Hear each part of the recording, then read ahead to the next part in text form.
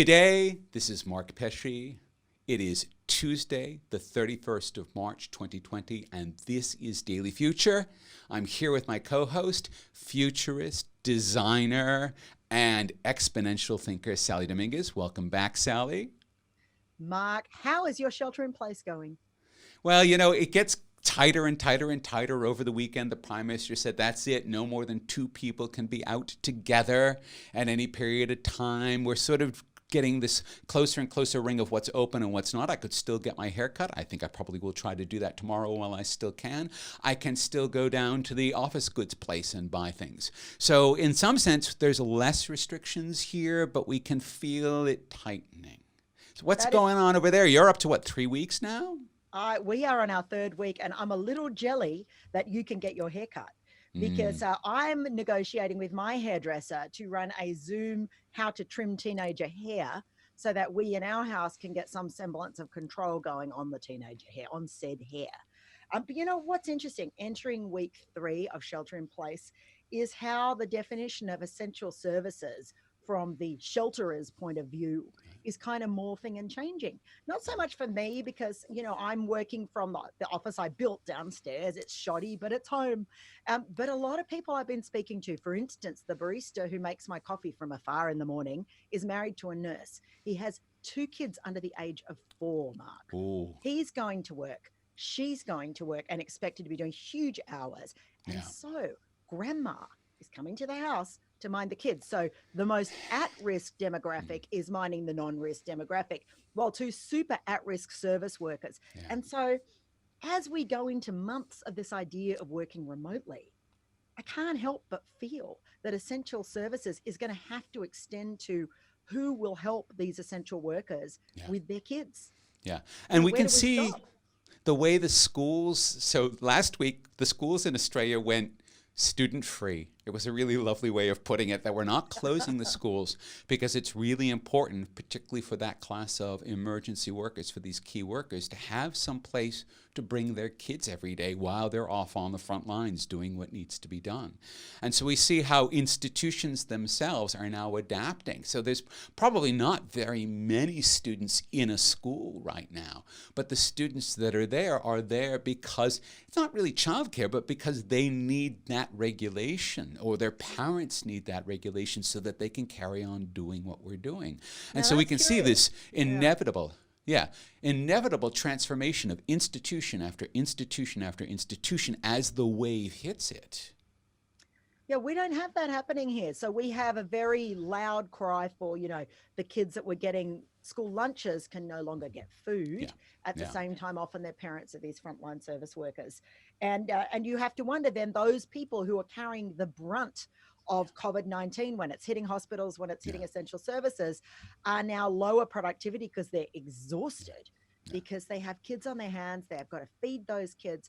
I feel that's an interesting way that Australia has dealt with it. That did not go down in the same way in California. And I'm not sure it could. I still don't think that's necessarily going to quarantine anybody. Yeah, and we've, again, been playing a different game slightly around quarantine, right? And a lot of parents have pulled their kids out of school for precisely that reason. But again, for the same reason, that there are these frontline workers who just can't easily do that they're taking that calculated risk. Although kids in these schools, if they're old enough, will be practicing social distancing. It's much harder to do that with a 6-year-old than it is to, say, do that with a 16-year-old. But the 16-year-olds are practicing social distancing, so they probably wouldn't bring an infection home. But you're absolutely right. It's around that idea there. So I guess what we're going to see, if we're in this for a while, is how we revisit all of our institutional aspects, the things that are actually important to the way that we work together, so that we can protect the folks who have to be on the front line. Right? And we haven't had to ask that question in a meaningful way until, say, the last couple of weeks. Yeah, it's I guess we haven't, you haven't, we have. And it's really tricky. It's funny. I was distracted thinking about those small children. It's funny. We're told not to have the animals near people that are infected, and kids kind of come under those little kids come under that category, aren't they? Of a creature that everybody kind of pats and tossles the hair of and hugs and looks after. And like, as you were talking, I was thinking about so much attention going to the emotional well-being of adults right now, people stuck at Mm, home and mm, dealing with work. And I suddenly thought at, you know, for whatever length of time, these little kids are going to have less interaction of their own. Like, in fact, their development is key right now, and it's about to fundamentally change. Sorry, I got so s- distracted by that thought that I went into my own little world. and one of the things I think we're now seeing essentially at a global level is the end, or perhaps just the pause button on distraction culture.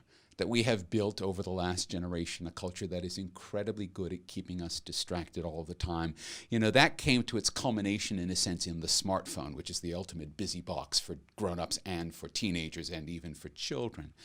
And although the smartphone is still there, we are now stuck in place. So the busy box, in some sense, gets a little boring. There's only so much Netflix you can watch. There are only so many video calls, although God knows we're all making lots of those these days. There's so many phone calls.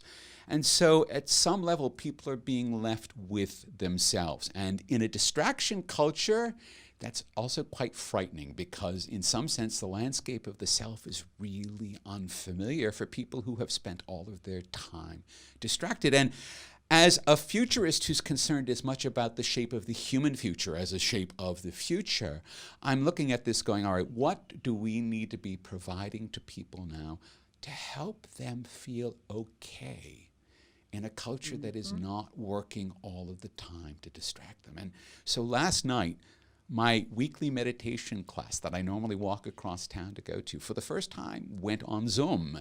And I was like, well, let's see how... It wasn't bad. It turns out it wasn't bad. There were 30 people on various windows.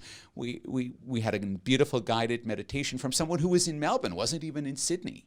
Normally the instructors are there in the room with us. And it did work. I didn't expect it to work. It was different, but I still left feeling calmer inside. Do you know? I think that has parallels with the kind of communal music making that we're seeing Mm, online, where you see all these little boxes of all these little heads. Everybody's playing their own instrument or singing their own part, and it comes together online. I mean, I too have been doing a little yoga online. Hard to believe. I'm usually a bit hyper, but we all need to calm down, Mark. yeah. And you can quite nicely with a bunch of other people. You can make all sorts of breathing noises and all sorts of things, and you still get that feeling through this little computer screen. You still get that feeling that you're with people. It's just you can now set them up to see as much of your life or not as you choose. I think that aspect is really beautiful, this ability to still be able to share. It does concern me, however, that assumes everybody has a device on which they can share. And we're now talking about a massive disparity between a family that might have one computer shared among four people and one parent trying to work, or two parents trying to work, and many of us where every single person in the family has a connected device. What are we going to do to get around that issue? And this is a good moment to think about equity, but it's also a good moment to think about searching around for all the unused devices that are sitting in all of these households and making sure that they go to the people they need to go to. So that's And such a good point. We just gave two old laptops that I'd found that, I thought were worthless, but in fact, they completely run, and they will run Zoom. And I'm like, hand them out to the Canal District down the road where you have families sharing a computer. Why not? It's a good time to yeah, hand them out, people. it is. And I just want to sort of close on this one thought. I had been concerned for a long time that a younger generation, say the age of your kids, have never known a time when we were disconnected, when it wasn't just pervasive connectivity. They had no experience, no viscerality of it. And the interesting thing is they're getting that, but in the reverse of the way that I thought they were, because we are all connected electronically, but none of us are now connected physically. And we can't touch.